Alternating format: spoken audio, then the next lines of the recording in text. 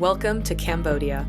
Today we are visiting the beautiful temples at Angkor Wat, and I'll be sharing all my tips and tricks to help you have the perfect visit. If you're new to the channel, my name is Claire Hawkins. I'm a traveling singer-songwriter currently backpacking through Southeast Asia. I'm working on my foreign voice.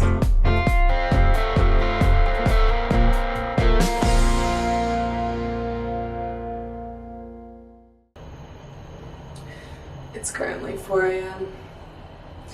Let's go catch a sunrise.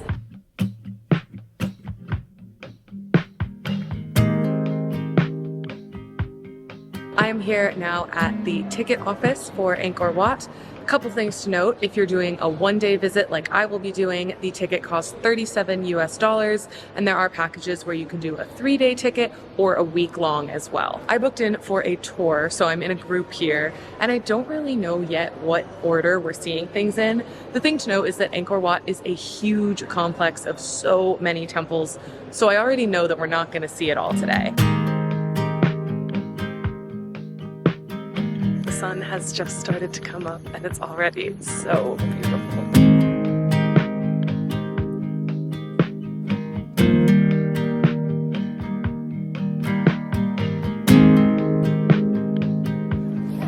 Wow. We are starting off here at the main temple, Angkor Wat. Like I mentioned, Angkor Wat refers to a whole complex of different temples. This temple has 5 entrances because they were used for different people. So the main entrance was for royalty, there was another entrance for other officials, and then of course the common people had a separate entrance.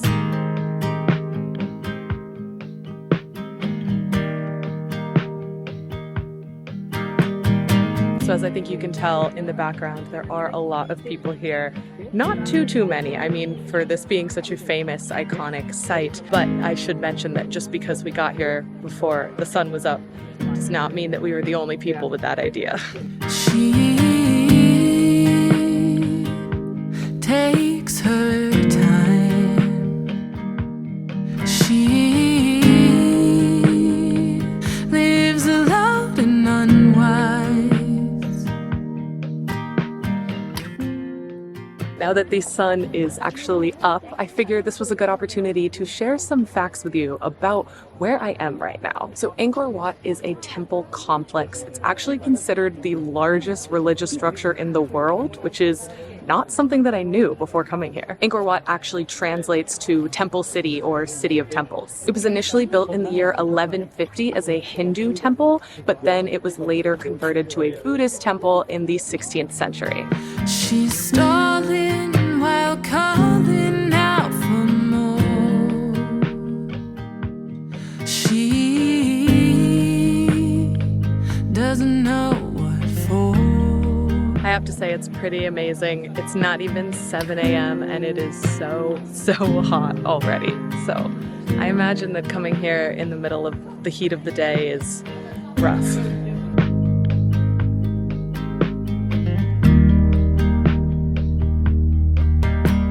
She's on the edge of the night. She's only blinded by the light. Nothing unspoken, endless outward hoping's keeping me tied to her. So inside the main building here, there are 4 pools which represent earth, fire, water, and air. And our tour guide explained that they were initially used for catching the rainwater because, of course, during the rainy season here in Cambodia, there's a lot of rain. The stones here are actually from a mountain that's about 60 kilometers away, and the way that they were transported to this site was different depending on if it was the wet season or the dry season. In the wet season, they used bamboo rafts to float the stones over here, and in the dry season, they used elephants. This spot right here, where you can see people crowded, is the exact center of this Angkor Wat temple.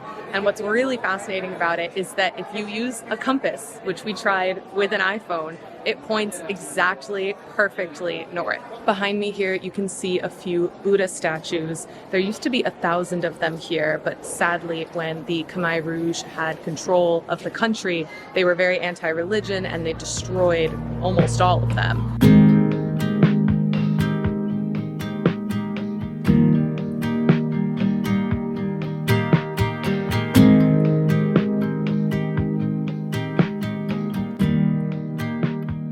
Here on the second level of the main temple here, I think you can see and hear there's a little bit of construction going on. Additionally, normally you can actually keep going up to the third level. However, tonight is a full moon, and every time there's a full moon, they close the third level for celebrations. So that's good to know to check when the moon will be full if you are coming here to Angkor Wat and want to visit the top level.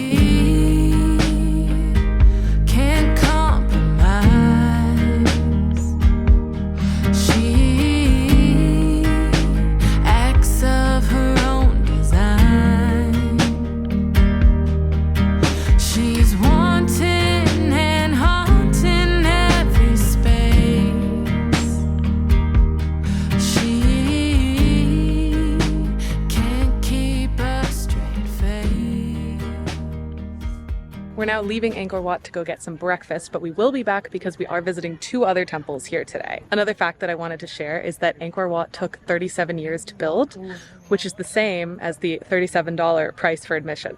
I thought that was kind of fun. I don't know if this is true or it just feels this way, but I am getting the impression that a lot more people come at sunrise and then maybe leave because it feels like there are fewer people here now than there were at 6 a.m. This might be a weird thing to add, but I want my videos to be helpful, and I think that this is a helpful tip. There aren't a ton of bathrooms here. There is a bathroom when you first come in, but it's not right by the entrance. It's a bit of a walk. And then there was another bathroom by the main temple, but also a bit of a walk. So just plan accordingly. I don't know.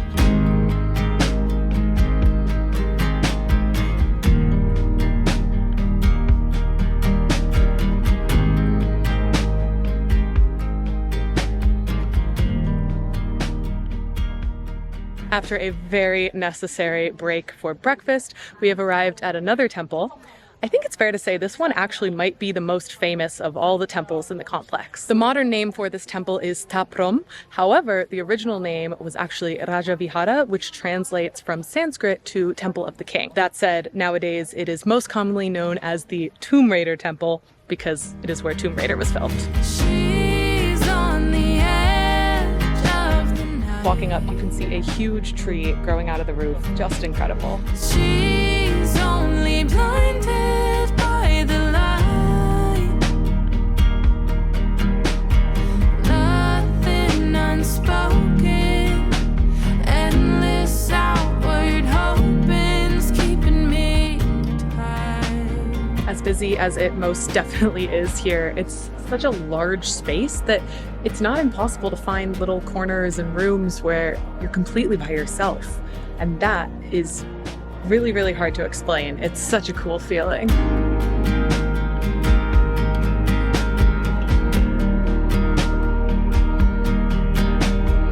Judging by the tourist situation, I'm pretty sure this is the tree from the movie.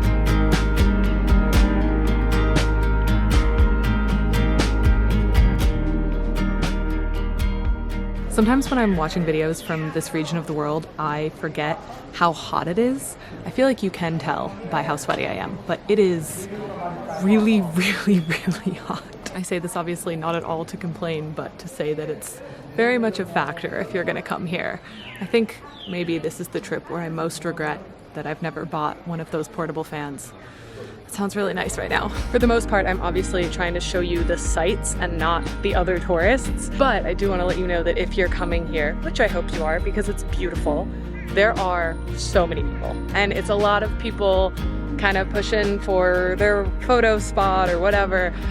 I think it's the heat as well. Everyone is dehydrated and overwhelmed.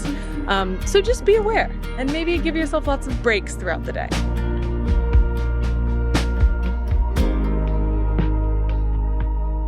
As we're exiting the second of our 3 temples today, you can see here this tower that has 4 faces of the Buddha on the 4 sides. Where we're heading next has 200 towers like this.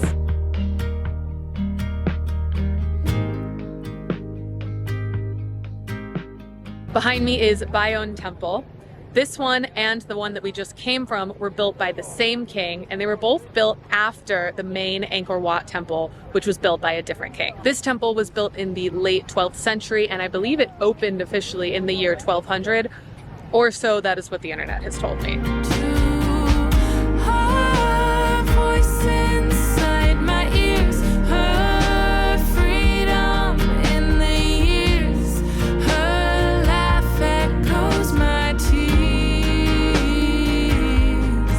I have been warned to not get too close, but there is a monkey, and I've never been this close to a monkey before. They're so cute. Her fun is to be had. Her future takes that path. Her time, it won't come back. The carvings that you can see on the walls here depict all sorts of stories. You can see representations of agriculture and sailing and family relations, our guide was explaining. It really reminds me actually a lot of the paintings on the walls of the tombs that I saw when I was visiting Egypt.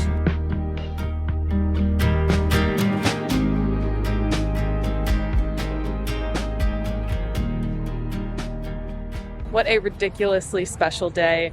I am probably the sweatiest I've ever been, but also so happy. This was really cool, and I know that there's so much more to see here, but honestly, I can't imagine this day having gone better. I feel like I saw everything that I wanted to, and somehow it's only like 12:45 p.m., but I've been up for almost 9 hours. I just wanted to share a few more thoughts before I wrap up this video. I still have a whole nother day here in Siem Reap, so subscribe and stay tuned, and you'll catch my next video next week. Sunrise at Angkor Wat was really spectacular. I know that that's a really popular time to go, but I do think it's worth it, even with the 4 a.m. wake-up call. Now, I know that I only visited 3 of many temples here in Siem Reap, and there is a little part of me that feels kind of oddly guilty that I'm not taking more advantage, but I really think that this is a quality over quantity kind of travel experience. What I mean by that is this is a hard travel day. You're up super early, the temperatures are so high, these places are really busy.